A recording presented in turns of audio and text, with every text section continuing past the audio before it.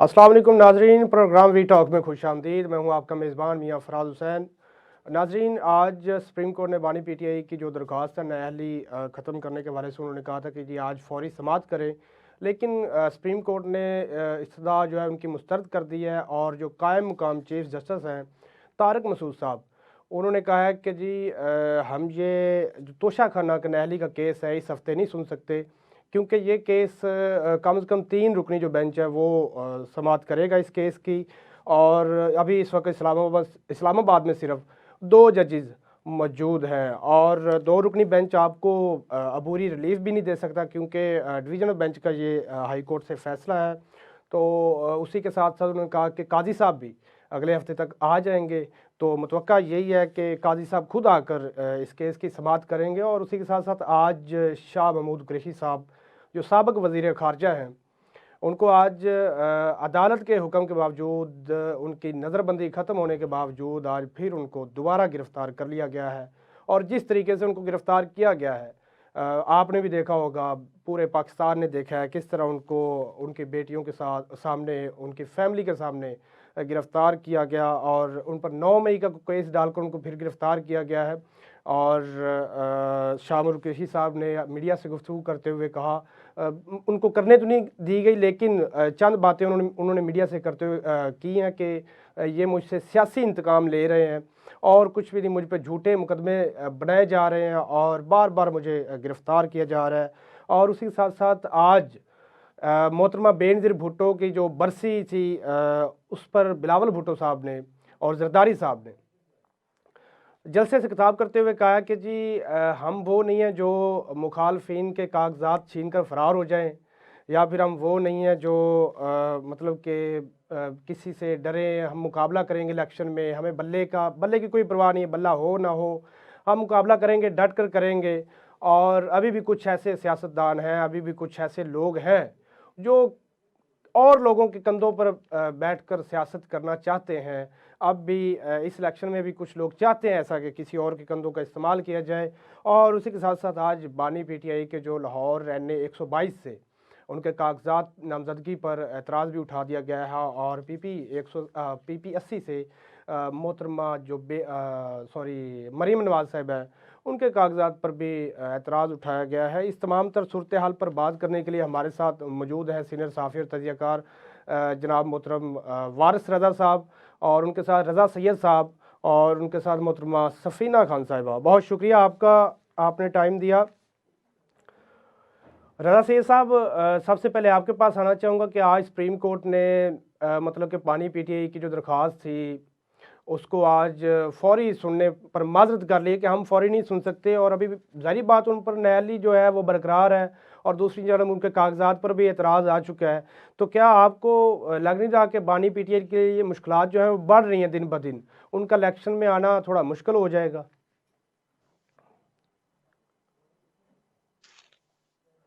रज़ा सैयद साहब, आवाज़ आ रही? रज़ा सैयद साहब, आवाज़ आ रही?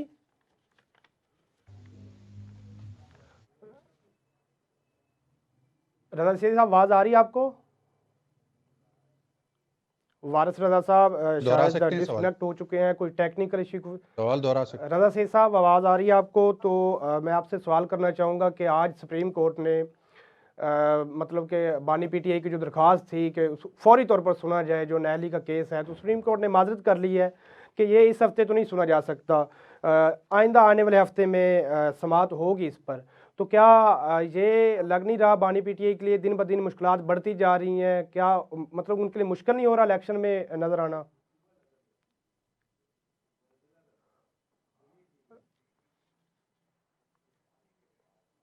चलते हैं एक छोटे से ब्रेक पे, टेक्निकल इशू की वजह से रज़ा सैयद साहब हमारे साथ नहीं जुड़ पा रहे, उसके बाद मिलते हैं आपसे।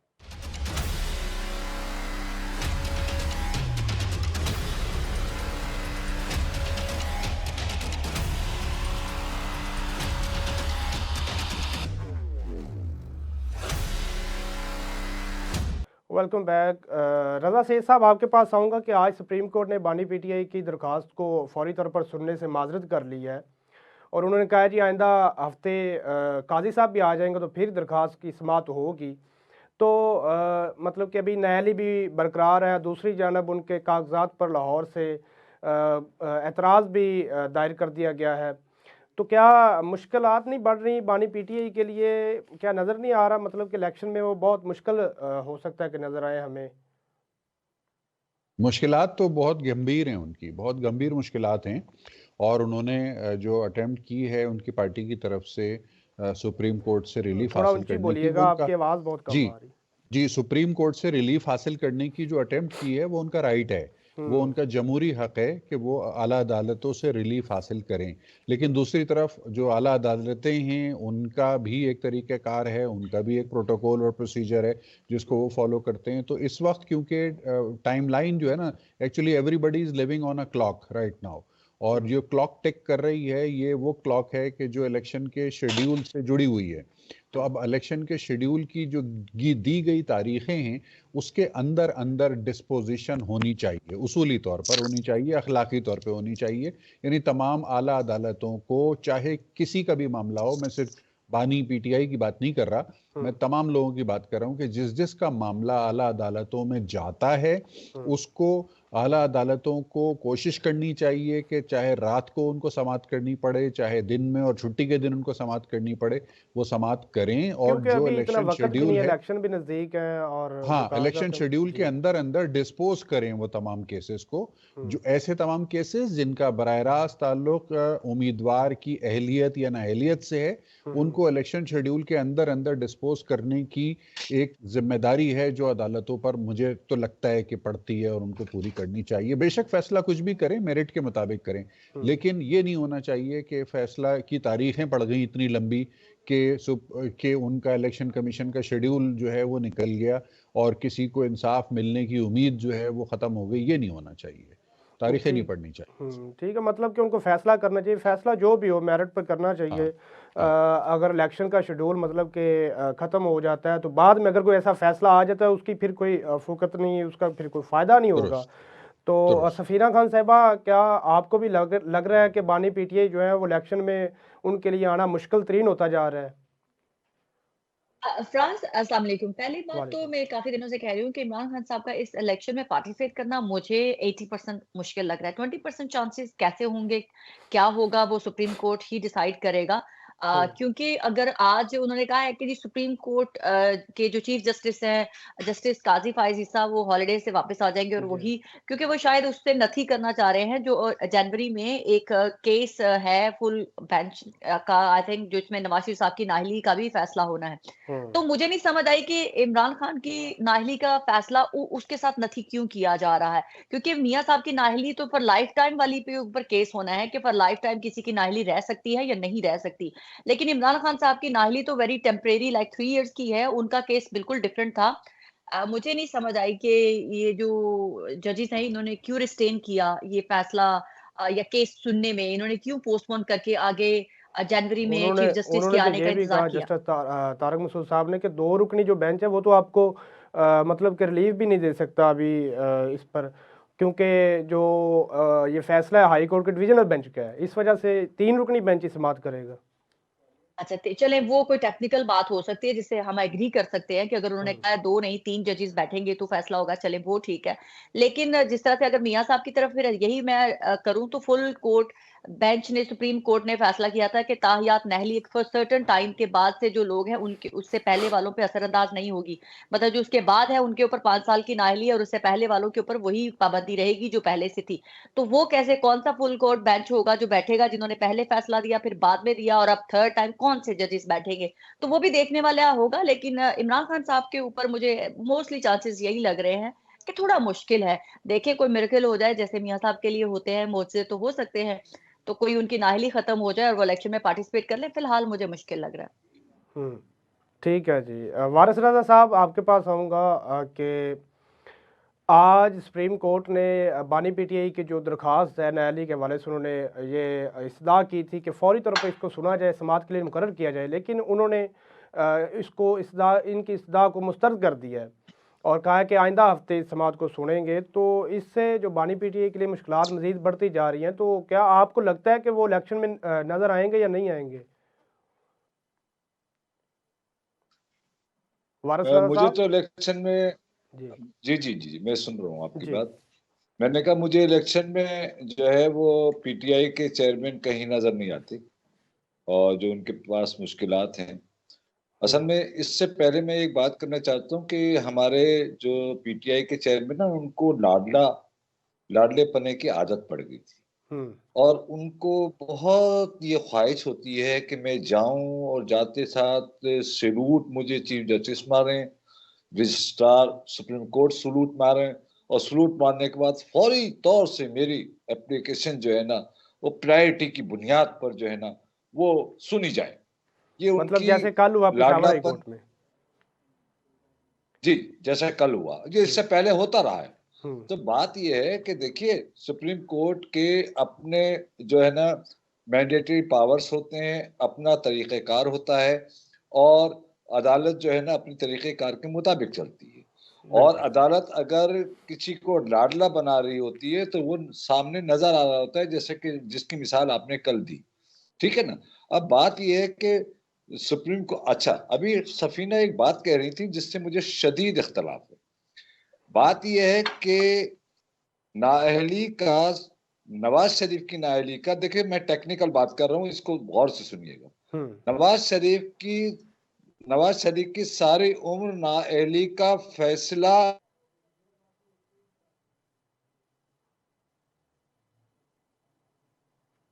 मेरी बात से वार उठा दिया। वारिस रजा साहब, रजा शेख साहब, आपके पास आऊँगा कि पाकिस्तान पीपल्स पार्टी, मैं वारिस वापस रजा आ साहब गया। कंटिन्यू कीजिएगा अगर आवाज़ आ रही है आपको तो। जी हाँ, आ रही आ रही। जी जी, मुझे कंटिन्यू बात कीजिए। कंप्लीट करने दीजिए। मैं हम्म ये कह रहा हूँ कि नवाज शरीफ की सारी जिंदगी नाअहली का फैसला आइन की रूह से इंतहाई गलत फैसला है। आइन में कहीं नहीं लिखा हुआ। हम्म 62A, 62B, 62C, 62D और 60E, एफ में जाकर वो भी प्रोपोज किया गया है, वो भी प्रोपोज किया गया है। हम्म यानी आप अंदाजा कीजिए कि आप दुनिया भर की डिक्शनरी लाकर गैर आईनी फैसला करती हैं, और इनका फैसला जो है, अब दूसरी तरफ आ जाइए कि इमरान खान का फैसला जो है वो नाअहली का तोशा खाने की बुनियाद पर, उनकी चोरी करने की बुनियाद पर, उनके डिक्लेयर न करने की बुनियाद पर है। उनके हम्म जो उन्होंने वहां से तहफ जो लिए हैं, तहफ लेना कोई बुरी बात नहीं है, लेकिन तहफ को बेचना जो है वो जुर्म है।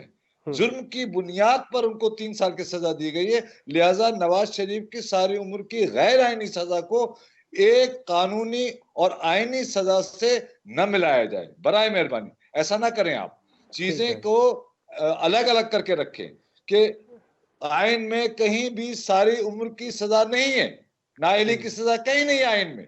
मुझे लिख के दिखा दें तो क्यों 6 साल से तमाम वकला ये कह रहे हैं कि गैर आईनी तौर से नवाज शरीफ को निकाला गया है या गैर आईनी तौर से सजा दी गई है? क्यों कह रहे हैं सारे वकला? क्या सारे वकला जो है कानून से नाबलद हैं?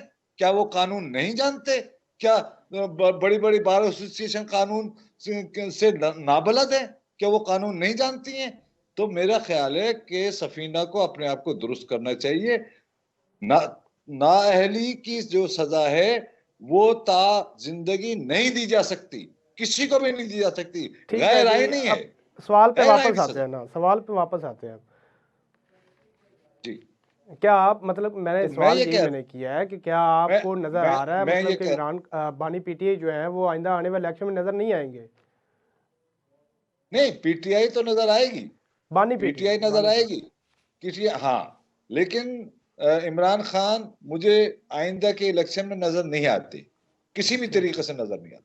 ठीक है, रजा सैयद साहब आपके पास आऊँगा कि आज शाह महमूद कुरैशी साहब के साथ उनको रिहा किया गया, उनकी नज़रबंदी ख़त्म करने के बाद तो उनको दोबारा फिर गिरफ़्तार कर लिया गया पुलिस की जानब से, और जिस तरह गिरफ़्तार किया गया वो सब ने देखा, आपने भी देखा, मैंने भी देखा, आवाम ने भी देखा कि उनकी बेटियों के सामने, उनकी बीवी के सामने उनको जिस तरीके से धक्कम धकेल के ज़रिए उनको गाड़ी में बिठाया गया। तो क्या मतलब कि एक हमारे साबिक़ वज़ीर ख़ारजा, तो क्या ये हमारे अदारे पर एक सवालिया निशान नहीं है? शाह महमूद कुरैशी साहब की गिरफ्तारी के जो वीडियो आज सोशल मीडिया पे गर्दिश कर रही है, ये वीडियो, देखिए बात ये है कि पुलिस जो है ना वो सबको ऐसे ही गिरफ्तार करती है, बल्कि लेकिन ये तो फिर अफसोसनाक भी अमल तो है ना सर ये। नहीं, मेरी बात सुन लें आप। देखें, पुलिस जो है ना वो जो जिस तरह से गिरफ्तार करती है लोगों को, अगर उसकी वीडियो बन के सोशल मीडिया पे हर मर्तबा वायरल हो जाए तो फिर आपको मेरा ख्याल है आसान होगा कंपेयर करना कि पुलिस की गिरफ्तारी होती कैसे है। मेरे हिसाब से शाह महमूद कुरैशी साहब की आज की गिरफ्तारी की वीडियो को सोशल मीडिया पर रिलीज करना एक हिकमत अमली का हिस्सा है, एक ऐसी हिकमत अमली जिसके ऊपर तहरीक इंसाफ के एक कारकुन जो ऐवान सदर में आजकल बैठे हैं, उन्होंने ट्वीट किया है, और वो सदर मुमलिकत के मनसब पे बैठ के उनको शर्म नहीं आई कि उन्होंने एक ट्वीट किया है, एक ऐसा ट्वीट कि जो रियासत पाकिस्तान को एम्बेरस करने के मुतरादिफ है। हालांकि वो खुद मनसब जलीला पे बैठे हुए हैं इस वक्त, सदर मुमलिकत नाम नेहाद सदारती कुर्सी पे बैठे हुए हैं वो, और उसके बावजूद उन्होंने एक ट्वीट किया है। तो ये एक बहुत ही कोऑर्डिनेटेड एफर्ट मुझे नजर आ रही है, जिसकी प्लानिंग पता नहीं कहाँ हुई है, लेकिन इसकी जो एग्जीक्यूशन है उसमें ऐवान सदर में बैठा हुआ एक शख्स जो है वो भी इन्वॉल्व नजर आया मुझे। तो मैं तो इस सारे मामले को साजिश की निगाह से देखता हूँ, और शाह महमूद कुरैशी साहब से बहैसियत इंसान मेरी हमदर्दी है उनके साथ, और उनके साथ अगर कोई यानी नारवा सलूक हुआ उनकी फैमिली की मौजूदगी में तो काबिल मजम्मत है। लेकिन जिस तरीके से उसको एक्सप्लॉइट किया जा रहा है सोशल मीडिया के ऊपर, और जिस तरीके से ऐवान सदर से उसके ऊपर ट्वीट हुई है, वो इससे ज़्यादा काबिल मजम्मत बात है, क्योंकि आप रियासत पाकिस्तान को दुनिया के सामने एम्बेरस करने की उसके लिए इस्तेमाल कर रहे हैं ऑप्टिक्स को, शाह महमूद कुरैशी साहब के। और शाह महमूद कुरैशी साहब जो हैं वो इस वक्त उनको जिन मुकदमात या जिन मसाइल का सामना है, वो कोई मासूम आदमी नहीं है। 9 मई के जो वाक़यात थे उसके अंदर शाह महमूद कुरैशी साहब की जमात ने जिस तरीके से अफवाज पाकिस्तान की अलामत समझी जाने वाली जगहों पर हमला किया है, उसके बाद अगर ये जमात लाडली जमात ना होती बकौल वारिस रजा साहब के, तो हो सकता है कि ये लोग लापता करार दे दिए जाते, हो सकता है कि ये इनका शुमार जो है वो मिसिंग पर्सन्स में होना शुरू हो जाता। ये तो बड़े खुशनसीब लोग हैं कि ये जितने भी गिरफ्तार हुए तो उनके घर वालों को तो पता है ना कि कम से कम वो गिरफ्तार हुए हैं और उनके ऊपर केसेस क्या बने, और कितने ही लोगों को तो लोगों ने छुड़वाया भी है जाके। और ये तो बड़े लाडले किस्म के लोग हैं, मुझे कहना नहीं चाहिए ये सारी बातें, लेकिन अफसोस के साथ कहनी पड़ रही है कि रियासत पाकिस्तान को तमाशा बनाने की जो भी कोशिश करेगा उसको एक ही तरह ट्रीटमेंट मिलना चाहिए, चाहे वो बलूचिस्तान में हो, चाहे वो सिंध में हो, चाहे वो केपी में हो, या चाहे वो पंजाब में हो। इसके अंदर कोई डिस्क्रिमिनेशन नहीं होनी चाहिए। ठीक है जी। सफीना खान साहिबा, इसी सवाल के साथ आपके पास आऊँगा कि अदालत ने साइफर केस में शाह महमूद कुरैशी को बरी कर दिया, उसके बाद फिर जो उस पर नज़रबंदी 15 दिन के लिए नज़रबंद कर दिया गया था वो भी ख़त्म कर दी गई। उसके बावजूद आज जिस तरीके से हमारी पुलिस ने गिरफ़्तार किया शाह महमूद कुरैशी साहब को उनकी फैमिली के सामने, मतलब कि किसी भी सियासी को इस तरह गिरफ़्तार करना चाहिए उनकी फैमिली के सामने, उनकी बेटियों के सामने, उनकी बीवी के सामने धक्के दे के गाड़ी में बिठाया गया, और उनकी बात उनको मीडिया से भी बात नहीं करने दी गई। अफराज, मैं आपके मेन सवाल पर जाने से पहले मैं थोड़ी सी करेक्शन कर दूं। मैंने ये नहीं कहा कि ताहियात नाहली जस्टिफाई होती है। मैंने ये कहा कि जिस तरह से वो नाहली दी गई, जो 2 बड़े सुप्रीम कोर्ट के बेंच बने और उसके बाद अगर ये डिसीजन बरकरार रहा तो अब कैसे होगा, मेरे लिए वो सवालिया निशान था। और दूसरा, तोशाखाना के जो तोहफे होते हैं वो बेचना कोई जुर्म नहीं है। अगर जुर्म होता तो मरियम नवाज शरीफ साहिबा ने जो गाड़ी अपने वालिद साहब के थ्रू ली, इस्तेमाल की, वो फिर बेच दी, जो पीपल्स पार्टी के जमाने में मियां साहब को मिली। फिर जो पीएमएलएन के अपने ही लोग कहते रहे कि जो पाकिस्तान के तारिक साहब सदर थे, उनको जो तोहफे में मिली हुई घड़ियां जो है पीएमएलएन के एमपी एमएनए खुद कहते रहे कि हमने उनसे घड़ियां खरीदी, और बेडशीटें तक आगे से आगे पोस्टपोन की गई, मतलब आगे से आगे गिफ्ट पहुंचाए गए। तो ये कहना है कि गिफ्ट आगे देना इज अ क्राइम या कोई गुनाह है, ऐसा कहीं दुनिया में नहीं लिखा। अगर आप मुझे गिफ्ट देते हैं, वो मेरी कॉल है कि वो मैं गिफ्ट रखूं या आगे दे दूं या उसको बेच दूं। ये कहीं पाबंदी नहीं की जाती कि आपको जो मैं गिफ्ट दे रहा हूँ आप उसको बेचेंगे तो आप किसी जुर्म के मुर्तकिब होंगे। तो ये तो वो बात होगी कि गिफ्ट, क्योंकि मैं तो आगे दे देती हूँ, जो मुझे पसंद नहीं है मैं आगे दे देती हूँ, तो वो कोई क्राइम तो नहीं है। तो ये दूसरी बात आपने जो कही कि शाह महमूद कुरैशी के, यस डेफिनेटली वो विजुअल्स जो थे वो बहुत ही डिस्टर्बिंग थे। वो इसलिए डिस्टर्बिंग थे कि शाह महमूद कुरैशी ने पाकिस्तान को रिप्रेजेंट किया है दुनिया के सामने, और वो भी एक ऐसे केस में उनको दोबारा पकड़ा गया जहां पर उनको पाकिस्तान के जो करंट जजेस हैं उन्होंने कहा कि आप बरी हो रहे हैं, आप रिहा हो रहे हैं, आप चले जाएं, और उसके बावजूद उनको दोबारा पकड़ा गया। और फिर उन्होंने बताया कि ये आज का मेरे पास जो है हुक्मनामा है जिसके थ्रू मुझे घर जा रहा है, लेकिन उनको नहीं जाने दिया गया। हमारा एहतजाज उसके ऊपर है, मेरा एहतजाज इसके ऊपर नहीं है कि अगर किसी का मुकदमा चल रहा है और उसको दोबारा गिरफ्तार कर लिया या उसको उठा के ले, आप उठाए, सबको लेके उठाए। नवाज शरीफ साहब पे भी जब मुकदमे थे उनको भी उठा के लेके जाया जाता था, हालांकि तब उनके मुकदमे हो रहे थे, हमने तब भी बड़े बैन डाले थे, मैंने खुद बड़े बैन डाले थे, क्यों हो जाती हो गई, बेटी को ले गए, बाप को ले गए, हालांकि उनके ऊपर उस वक्त मुकदमा थे। हमें उस वक्त भी ये एटीट्यूड करना चाहिए था कि ये कानून के मुताबिक कार्रवाई हो रही है, पर नहीं, मैंने उस वक्त भी बड़ी आवाजें उठाई। अगर शहबाज शरीफ को गिरफ्तार किया जाता था तो मैं तब भी लिखती थी कि कैंसर के मरीज हैं, ये नहीं कर सकते। हाँ, हमजा की एक फुटेज देखी आपने, जो पुलिस वाले को उंगली से ऑर्डर करते हैं, खबरदार, don't need to touch me, तो वो पीछे हट जाता है बंदा। आज भी तो मेरे पावर ख्याल में वही पावर की पुलिस बात वाले होती थे है, उधर मौजूद। ये पावर की बात होती है। उनके ऊपर भी मुकदमा थे, हम तब भी बैन डालते थे कि जुल्म के पहाड़ तोड़े जा रहे हैं, बाप के सामने बेटी को गिरफ्तार किया जा रहा है, ब्ला ब्ला ब्ला सो ऑन। और जैसे कि मियां साहब हमेशा ये क्लेम करते हैं कि जी मैंने कुर्बानियां दी हैं, मैंने अपनी मिसिस को डेथ बेड पे छोड़ा है, मैंने अपनी वालदा के जनाजे को कंधा नहीं दिया है, मैंने अपने वालिद के जनाजे, हालांकि आज मोहतरमा बेनजीर भुट्टो शहीद की आज शहादत का दिन है, जिन्होंने जान की कुर्बानी दी। अगर कुर्बानी देना ही अगर आप लोग समझते हैं कि पाकिस्तान में बहुत बड़ी बात है, तो फिर तो बिलावल भुट्टो को ताहयात पाकिस्तान का इख्तियार दे देना चाहिए, क्योंकि उसने अपने नाना की कुर्बानी दी, अपनी वालदा की कुर्बानी दी और अपनी आंखों से देखा। फिर उस ब्लोर फैमिली को देनी चाहिए जिन्होंने अपने अकलौते बेटों को जो है बम धमाकों में खोया और गोलियों की छन्नी से उनको कर दिया गया। फिर मतलब उनको जिन्होंने अपना एक एक अकलौता वारिस, एक एक अकलौता बेटा था जो शहादत पा गया दहशतगर्दी के चक्कर में।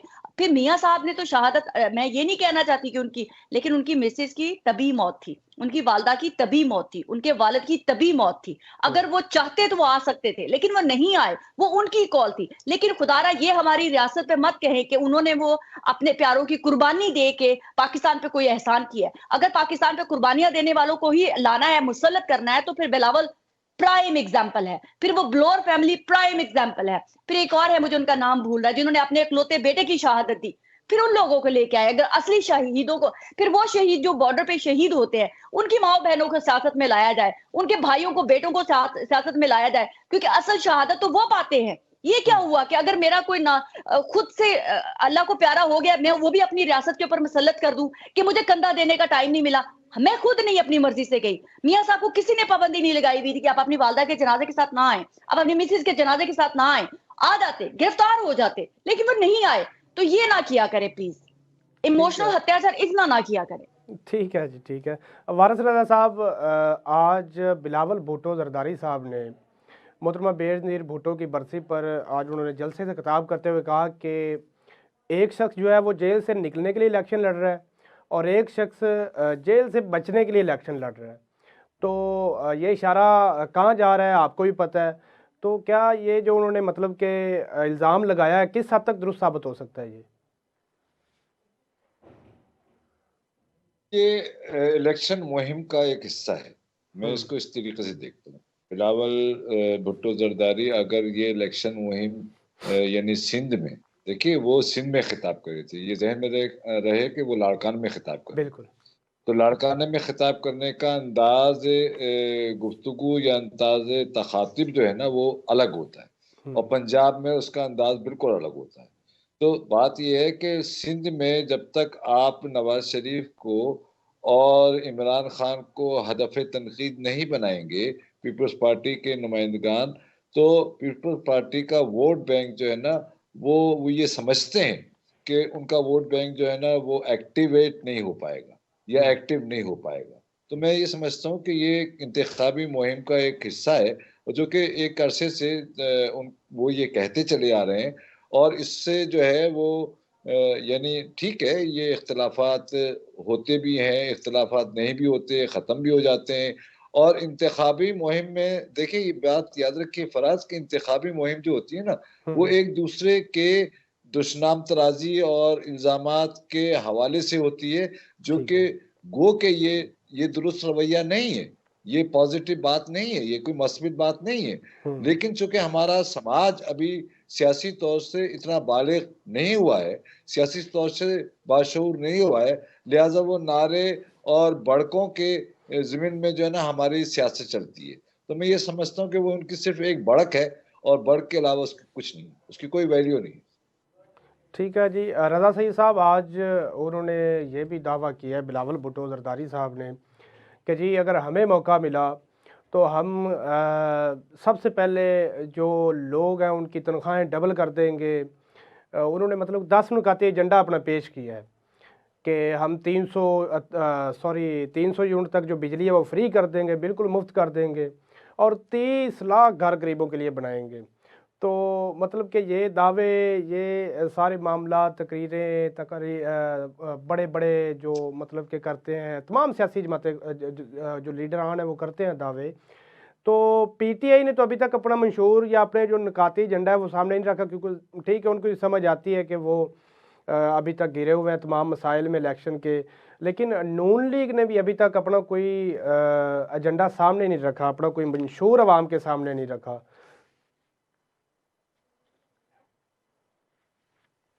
27 दिसंबर जो है जी, 27 दिसंबर पाकिस्तान पीपल्स पार्टी के लिए एक बहुत ही तकलीफ दे यादगार दिन है, जिसमें बेनज़ीर भुट्टो साहिबा की शहादत हुई थी आज से 16 साल पहले। और रिवायती तौर पर पाकिस्तान पीपल्स पार्टी अपनी एक पावर शो करती है इस तारीख को, और ये पावर शो उनके जो उनका कब्रिस्तान जहां पर है वहां पर ये करते हैं। घड़ी खुदा बख्श में होता है, लाड़काना में होता है। जाहिर है कि वहाँ एक सेंटिमेंटल यानी एक माहौल होता है, और उनका जो कारकुन है वो उसकी इमोशनली चार्ज होते हैं वो लोग बहुत ज़्यादा। तो वहाँ पीपल्स पार्टी के लीडर्स कुछ इस तरह की बातें ज़रूर करते हैं कि जो डोमेस्टिक कंजम्पशन के लिए या सिंध के आवाम की कंजम्पशन के लिए होती हैं। इसमें जहाँ तक सरकारी मुलाजमीन की तनख्वाहों में इजाफे का ताल्लुक है, तो इस बात से इनकार नहीं किया जा सकता कि आखिरी मरतबा सरकारी मुलाजमीन की तनख्वाहों में बड़ा इजाफा जो हुआ था वो पाकिस्तान पीपल्स पार्टी के दौरे हुकूमत में हुआ था। उसके बाद जो भी इजाफे हुए वो बहुत ही अलामती नौयत के थे। बड़ा इजाफा जो था वो जरदारी साहब ने किया था, ये बात बिल्कुल दुरुस्त है। दूसरी बात यह कि जहां तक ये 300 यूनिट तक बिजली को फ्री करने की बात कर रहे हैं, तो ये मैं एक इंतखाबी चुनाव मुद्दा जिसको कहते हैं, या एक इंतखाबी नारा तो कह सकता हूं, लेकिन ये अमली तौर पर हो नहीं सकता, इसलिए कि पाकिस्तान की हुकूमत अपने मालियाती फैसले लेने में आज़ाद नहीं है। पाकिस्तान की हुकूमत को मालियाती फैसले लेने के लिए IMF की तरफ देखना पड़ता है, और दीगर जो बैनुल अक़वामी मालियाती डिसिप्लिन लाने वाले इदारे हैं उनकी तरफ देखना पड़ता है। तो बहुत खुशकुन नारा है, बहुत ही अट्रैक्टिव है आवाम के लिए, आवाम को पजीराई भी मिलेगी इस नारे के अगेंस्ट, लेकिन इस नारे को अमली जामा पहनाना मुमकिन नहीं होगा। मैं ज़्यादा ये कह सकता हूँ कि ठीक है जनाब, सिंध में आपकी हुकूमत बनेगी तो आप बराए मेहरबानी ये तनख्वाहें डबल भी कर दीजिएगा सिंध के जो सरकारी मुलाजमीन हैं, और 300 यूनिट तक बिजली फ्री भी कर दीजिएगा, क्योंकि कराची शहर से लेकर कश्मीर तक जो सिंध के लोग हैं वो बिजली का बिल भरते हैं, और उनके साथ ये ज्यादती होती है कि अगर एक महीना भी उनका बिल ओवर ड्यू हो जाए तो उनके घरों की बिजली मुनक़ता कर दी जाती है। कल भी एक बहुत तकलीफदेह वीडियो हमारी नज़र से गुजरी, जिसमें कराची के एक इलाके में खातून के घर की बिजली को मुनक़ता किया गया और उनके साथ मारपीट की गई, और उसके बाद उनको थाने में ले जाके बंद कर दिया गया, और उनसे माफ़ी मंगवा के उनकी माफ़ी की तजलील आमेज वीडियो वायरल करवाई गई। तो इतनी ज़्यादा बिलावल साहब के सिंध में इतनी सफाक किस्म की लोगों के साथ ट्रीटमेंट हो रही है, ख़वातीन तक को नहीं बख्श रहे हैं वहाँ पर। तो मेरा ख्याल है कि बिलावल साहब को तवज्जो देनी चाहिए इस तरफ, और 300 यूनिट तक बिजली फ्री करने वाला जो इंतखाबी चुनाव मुद्दा उन्होंने बनाया है उसको अमली जामा पहनाना चाहिए। और मेरा ख्याल है हमें याद रखना होगा इस बात को, और जब उनकी हुकूमत बनेगी तो हम उनको रिमाइंड भी कराएंगे, ये सब कुछ याद करवाएंगे। लेकिन मुस्लिम लीग नून अपना कोई मंशूर नहीं सामने रख रही है आवाम के, ये क्या मसला है जी? चौथी बार वज़ीर-ए-आज़म बनने के लिए तो वो तैयार है, लेकिन अभी तक उनका कोई मंशूर सामने नहीं आया आवाम के। जी, मुस्लिम लीग नून ने पिछली मरतबा इलेक्शन हुआ था 25 जुलाई को, और मुस्लिम लीग नून ने अपना मंशूर जारी किया था 5 जुलाई को, यानी 20 दिन पहले उन्होंने मंशूर जारी किया था पिछले इलेक्शन में। तो अभी उस हिसाब से देखा जाए तो अभी टाइम बाकी है। हो सकता है कि उनको मजीद कुछ वक्त दरकार हो अपने डॉक्यूमेंट को मुकम्मल करने में। 70 सफ़ात पर मुश्तमिल वो मंशूर था जो कि 5 जुलाई 2018 को जारी किया गया था। लेकिन IPP का मंशूर तो लगता है 70 दफात से भी ज़्यादा होगा, क्योंकि उन्होंने कहा जी अगर हम अपना मंशूर बताएं 2 दिन लग जाएंगे। हाँ बिल्कुल, वो मंशूर अभी उनका तैयारी के मराइल में है, और मैं इसलिए वाकिफ़ हूँ ज़ाती तौर पे कि जो कमेटी उस पे काम कर रही है उनसे सवाल जवाब मैं करता रहा हूँ अपनी मालूमात के लिए, तो मेरे इल्म में है कि मंशूर के ऊपर काम अभी उनका चल रहा है। ठीक है सफीना खान साहिबा, इसी सवाल के साथ आपके पास आऊँगा कि बिलावल भुट्टो जरदारी साहब ने जो आज फरमाया, जो अपना मंशूर दिया आवाम को, अभी तक नून लीग तो कोई मंशूर नहीं दे पा रही, और आईपीपी ने भी अपना मंशूर ये दिया कि अगर हम अपना मंशूर बताएं 2 दिन लग जाएंगे। तो अगर 2 दिन लग जाएंगे तो ये ना हो फिर उस पर इम्प्लीमेंट करवाने के लिए फिर 10 साल की ज़रूरत हो उनको। अफराज, ये पहले मैं बिजली वाले से शुरू करती हूँ। ये जी एक इलेक्शन मिमिक्स से ज़्यादा मैं नहीं कहूँगी बिलावल भुट्टो की, क्योंकि हमज़ा ने भी पास्ट में एक स्टेटमेंट दिया था कि हम 200 या 300 सर्टेन पॉइंट जो हैं वो माफ़ कर देंगे, लेकिन हुआ नहीं। तो ये सिर्फ एक कहावत ही है। और लेकिन हाँ, एक मैं ब्रेकिंग स्टोरी दे देती हूँ कि ये जो लोग कभी इमरान खान कहते थे कि मैं इतने लाख घर बनाऊंगा, अब कभी मियाँ साहब कहते थे मैं इतने लाख घर गरीबों के लिए बनाऊंगा, आज बिलावल भुट्टो कह रहे हैं मैं बनाऊंगा। लेकिन रियासत पाकिस्तान सच में एक ऐसी हाउसिंग स्कीम का इफ्तिताह करने जा रही है वेरी सून। एक तो रावी के करीब जो है वो एक नया शहर बनने जा रहा है, लेकिन जो गरीबों के लिए बनने जा रहा है वो आपको बहुत जल्द इसका प्रैक्टिकली वर्कआउट हो चुका है। जो जिन गरीबों के लिए हाउसिंग स्कीम होगी और वहां पर जो गरीब लोग हैं वो अपना घर जो है वो ले सकेंगे। तो ये तो रियासत पाकिस्तान करने जा रही है। तो जो कि इस चीज को अगर वो हो जाता है, इम्प्लीमेंट सारा कुछ तैयार हो चुका है, तो वो पाकिस्तान के लोगों के लिए एक खुशाइन बात होगी कि बेघर लोगों को घर मिलना शुरू हो जाएगा। और अब दूसरी बात ये कि बिलावल भुट्टो ने अगर अपना मंशूर दे दिया है, डेफिनेटली वो पुरानी पार्टी है, उनका मंशूर पहले से रिटन होता है, लिखा हुआ होगा। कुछ अमेंडमेंट करनी होती है तो वो करके तो वो फौरन। और वैसे भी पीटीआई पीपल्स पार्टी जो है वो बहुत अरसे से इलेक्शन मोड में जा चुकी हुई है। पीटीआई का तो खैर कहीं हिसाब किताब ही नहीं है, उनके तो लोगों का ही अभी तक पता नहीं है वो मंशूर क्या करेंगे।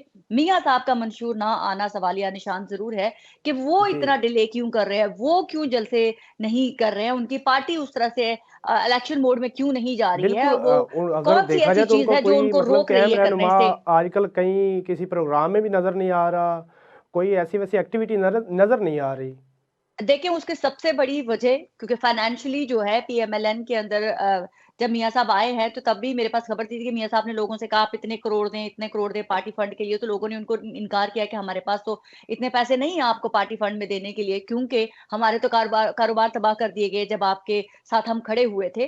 तो कुछ फाइनेंशियली भी प्रॉब्लम है और लोग जेन्युइन लोग भी कंफ्यूज हैं। और मियां साहब को पता है कि पब्लिक का उस तरह से रिस्पॉन्स नहीं आएगा, लोगों को लाना पड़ेगा जलसों में जबरदस्ती, तो उसके लिए पैसा खर्च होगा। तो वो वेट एंड वॉच के जब बिल्कुल कंफर्म हो जाए कि पाकिस्तान में इलेक्शन हो रहे हैं, उस वक्त हम बाहर निकलेंगे और फिर अपनी पूरी ताकत के साथ पैसा भी लगाएंगे और इन्फ्लुएंस भी यूज करेंगे और मशीनरी भी यूज करेंगे और फिर अपनी पावर शो करेंगे। तो ये उनकी टैक्टिक्स है। लेकिन मियां साहब को पता है कि अगर मैं बाहर निकलता हूं तो खुद ब खुद लोग चल के मेरे जलसों में नहीं आएंगे, मेरे किसी लोग या जो पार्टी के लोग दूसरे हैं उनके लिए चल के लोग नहीं आएंगे कि हमने को पता नहीं बहुत बड़े कारनामे अंजाम दिए हैं, जिसके लिए लोग वालेहाना तरीके से खुद घरों से निकलेंगे और चलना शुरू कर देंगे जैसे पीटीआई के लिए लोग निकलते हैं।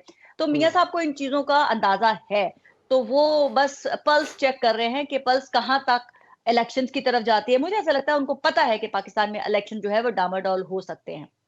ठीक, मतलब आप कह रही हैं कि जो अभी जलसे जुलूस नहीं हो रहे हैं, पाकिस्तान मुस्लिम लीग नून जो है वो फाइनेंशियली तौर पर मतलब कि थोड़ी कमज़ोर है इस वक्त, इस वजह से जलसे जुलूस उनके नहीं हो रहे लोग जो हैं वो फाइनेंशियली मियां साहब तक ये मैसेज पहुंचाएंगे कि हम फाइनेंशियली इतना पैसा नहीं लगा सकते हैं। तो डेफिनेटली जब उन्होंने जलसे करने हैं तो वो अपना पैसा ठीक। बार बार तो वेस्ट नहीं करेंगे ना। तो ठीक है। वो अब यकीन कर लेना चाहते हैं हर चीज की हर तरफ से। ठीक है वारस रजा साहब, क्या वाकई ये मतलब कि हो सकता है कि पाकिस्तान मुस्लिम लीग नून जो है इस वक्त फाइनेंशियली तौर पर थोड़े उनको मसले मसाइल हैं?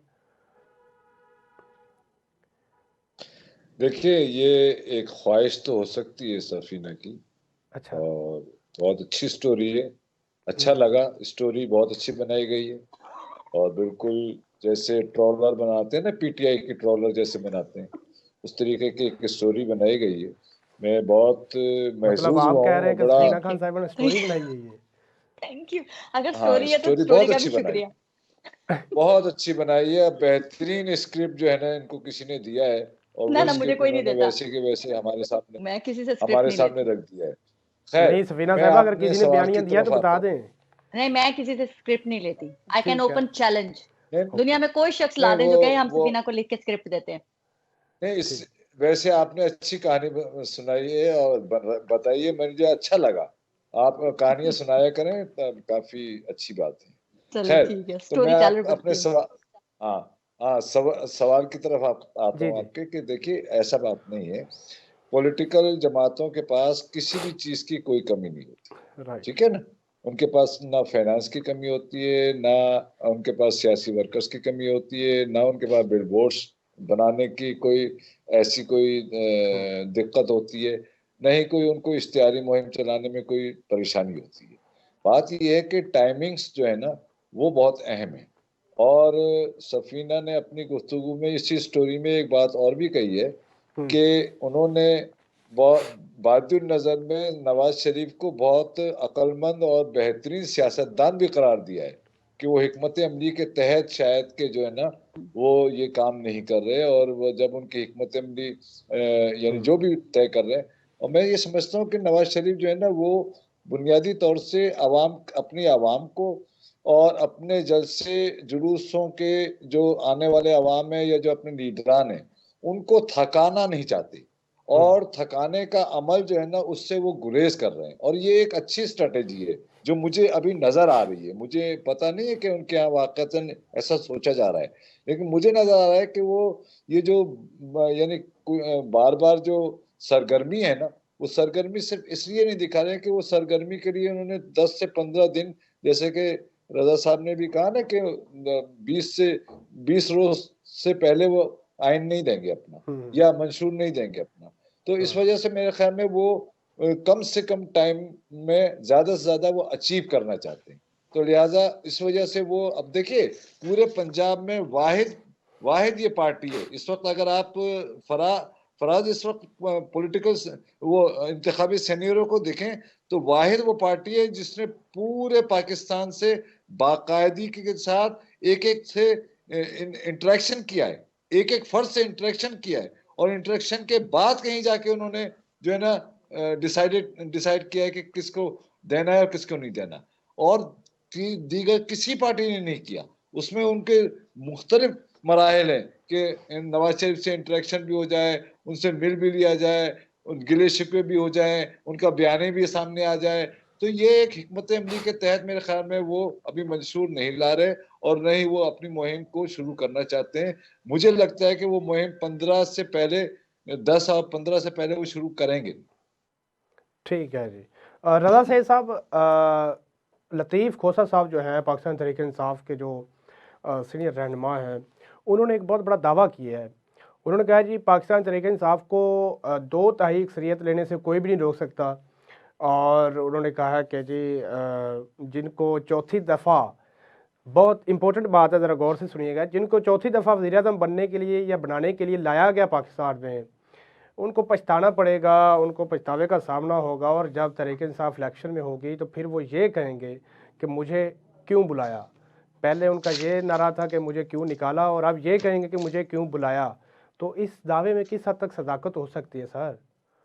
जी, लतीफ़ खोसा साहब बहुत सीनियर हैं, बहुत मोहतरम हैं, राइट। हमारा थोड़ा सा ज़ाती ताल्लुक भी है, लेकिन वकील हैं। और वकील जो होता है ना, वो फीस लेता है, और फीस लेने के बाद लेकिन अपने सर अब वो मवक्किल की, पाकिस्तान तहरीक इंसाफ जी के जी सुनिए सुनिए, जी जी जी। सुनिए, वो अपने मवक्किल के बिहाफ पर अदालत में खड़ा होकर बात करता है, और वो ऐसी बात करता है कि जो उसके मवक्किल के मुकदमे को मजबूत करती है। राइट। तो लतीफ़ कोसा साहब सियासतदान भी हैं और वकील भी हैं, और अभी हाल में ही उन्होंने तहरीक इंसाफ को ज्वाइन भी किया है, जबकि बानी जो हैं तहरीक इंसाफ के, उनके मुकदमात की वो पैरवी भी कर रहे हैं। तो मेरा ख्याल है लतीफ़ कोसा साहब जैसे सीनियर आदमी से यही तवक्को हमें करनी चाहिए कि वो अपनी जमात का मुकदमा इतने ही मजबूत अंदाज से पेश करेंगे। यानी मुझे बिल्कुल उनकी बात से मुझे ना कोई हैरत हुई है, ना ही मुझे कोई इख्तलाफ है। उन्होंने एक पॉलिटिकल पोजीशन ली है, और वो जो उनकी सीनियरिटी है उसका तकाजा भी यही है कि वो इसी नौयत की पॉलिटिकल पोजीशन लें। और जिस कॉन्फिडेंस का उन्होंने मुजाहरा किया है 2 तिहाई अक्सरियत लेने का, इसका भी उनको हक हासिल है, बिल्कुल कर सकते हैं। और ये तो अब साबित, जाहिर है इलेक्शन वाले दिन वोटर टर्नआउट ही इसका फैसला करेगा कि उनका कहना दुरुस्त साबित होता है या नहीं। लेकिन एक सीनियर सियासतदान होने की हैसियत से और एक सीनियर वकील होने की हैसियत से मेरा ख्याल है कि उन्होंने बहुत खूबसूरती के साथ अपना मुकदमा बयानिए की शक्ल में आवाम के सामने रखा है और इसके ऊपर वो मुबारकबाद के मुस्तहिक हैं। अब रिजल्ट क्या आता है इलेक्शन वाले दिन, ये जाहिर है ना मैं कह सकता हूँ, ना आप कोई कह सकते हैं, ना कोई और बता सकता है कि क्या आएगा। ठीक है सफीना खान साहिबा, ये जो उन्होंने दावा किया लतीफ़ खोसा साहब ने, मतलब कि 2 तिहाई अक्सरियत लेने की बात की है उन्होंने, और फिर उन्होंने जो चौथी दफ़ा वज़ीर-ए-आज़म बनना चाह रहे हैं उनको भी कहा है कि जी आप भी ये नारा लगाएंगे कि मुझे क्यों बुलाया। तो आखिर ये क्यों उन्होंने ऐसा मतलब कि बयान अचानक दे दिया, और इसमें कितनी सदाकत हो सकती है?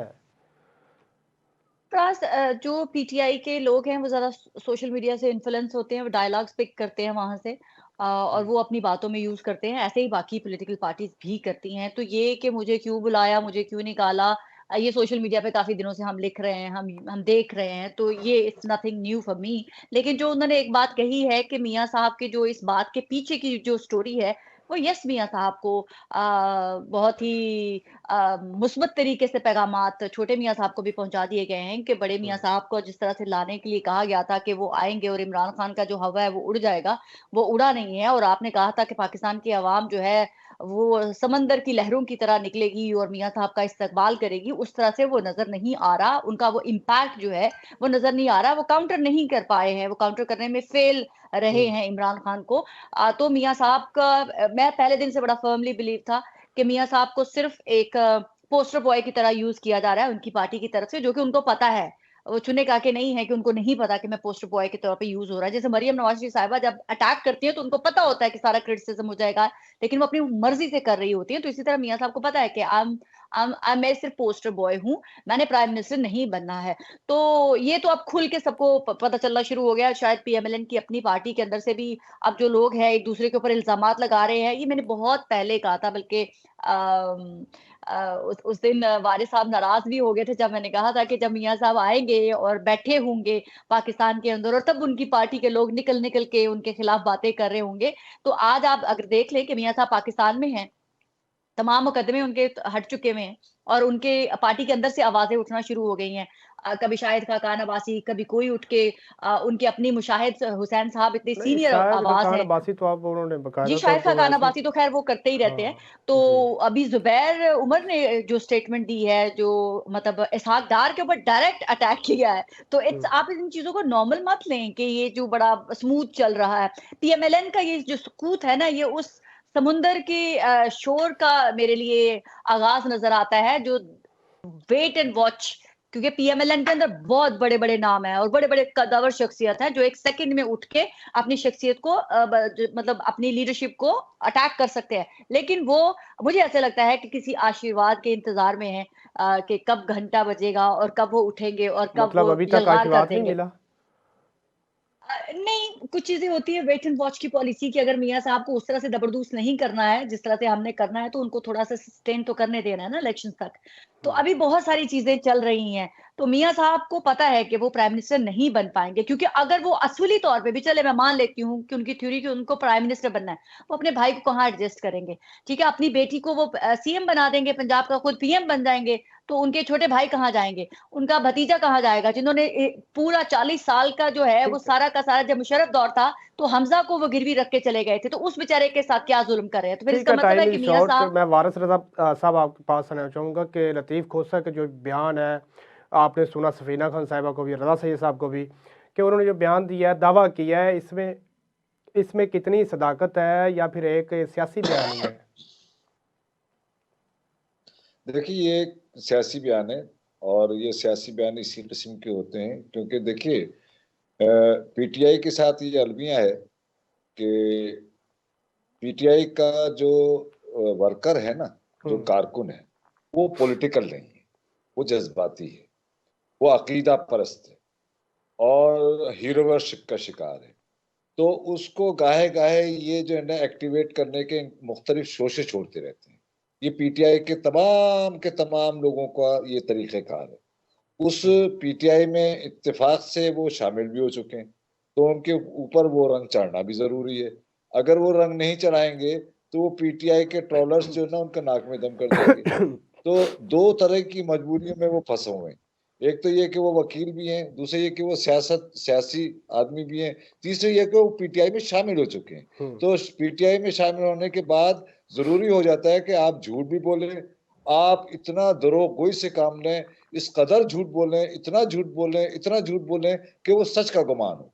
तो ये सच का गुमान पैदा करने के लिए तवातुर के साथ झूठ बोलना पीटीआई की सरिश्त में है, उसकी बुनियादों में है, और उसके कारकुनान की बुनियादों में। वो झूठ को इतने फैंटासाइज करते हैं, इतना फैंटासाइज करते हैं कि वो उन्हें ऐसा लगता है कि हमारे जो पीर साहब हैं उन्होंने हम पर एक हाथ फेरा है, और उस हाथ फेरने के नतीजे में पीर साहब का जो फरमान है वो बहुत अच्छा फरमान है, उसी के तहत सारी काम होंगी। और ठीक है। पता चलता है कि पीर साहब धड़ाम से गिर जाते हैं और सारे के सारे मुरीद जो है ना उनसे पहले मर जाते हैं। ठीक है जी, आपका मौक़िफ़ आ गया है और प्रोग्राम का जो टाइम है वो ख़त्म हो चुका है, और इसी के साथ इजाज़त दीजिए अपने मेज़बान को।